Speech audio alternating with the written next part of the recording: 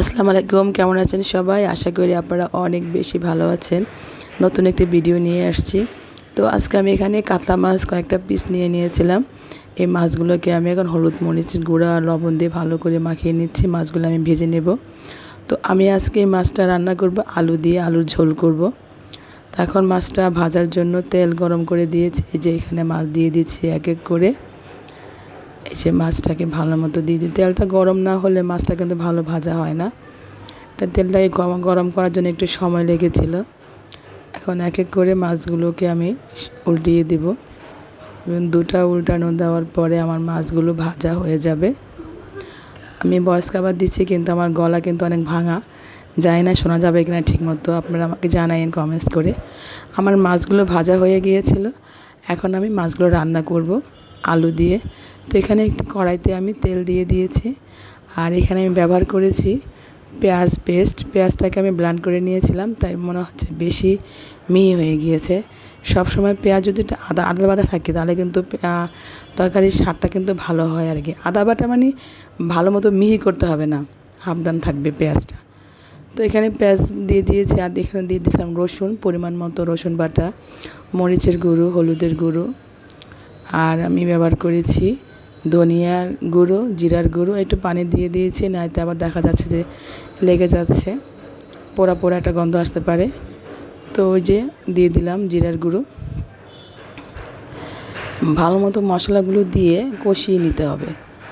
আবার দিয়ে দিচ্ছে সেই ব্লেন্ডারে রাখা পানি, মানে পেঁয়াজের পানিটা দিয়ে ভালো মতো মশলাকে কষিয়ে নেব এবং সুন্দর করে কষাতে হবে যাতে কোনো মশলার কাঁচা গন্ধটা না থাকে। লবণ দিয়ে দিয়েছিলাম পরিমাণ মতো। এই যে এখন ভালো মতো কষাচ্ছি, একটু সময় নিয়ে কষিয়ে নিব। তেল ওঠা আগ পর্যন্ত, তেলটা উঠে গেলে তারপর আমার কষানোর কাজটা শেষ হয়ে যাবে। এই তো এক এক করে উল্টিয়ে নিচ্ছি। তো কাতলা মাছ, আমার এই মাছটা আমার গ্রাম থেকে আনা হয়েছিল, কিনা মাছ না।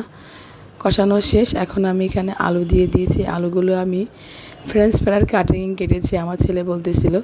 তো ওই আলুগুলো এখন কষিয়ে নিচ্ছি মশলার ভিতরে, ভালো মতো সুন্দর করে কষিয়ে নেব যাতে আলুর কাঁচা গন্ধটা না থাকে।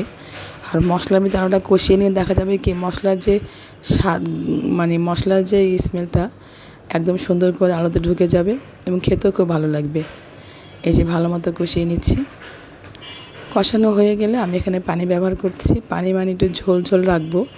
আজকে কাতলা মাছের রান্নাটার একটু ঝোল করব, হাফ ডান ঝোল থাকবে। তো এতটুকু ঝোল থাকবে। আমি এই ঝোলটাকে এখন ভালো মতো ঢেকে দেব যাতে এই ঝোলের ভিতরে আলুটা ভালো মতো সিদ্ধ হয়ে যায়।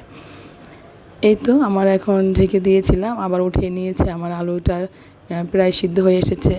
এখন সেই ভেজে রাখা মাছটা আমি দিয়ে দিচ্ছি, সবগুলো মাছ এক এক করে সুন্দর করে বসিয়ে দিচ্ছি এই আলুর ঝোলের ভিতরে।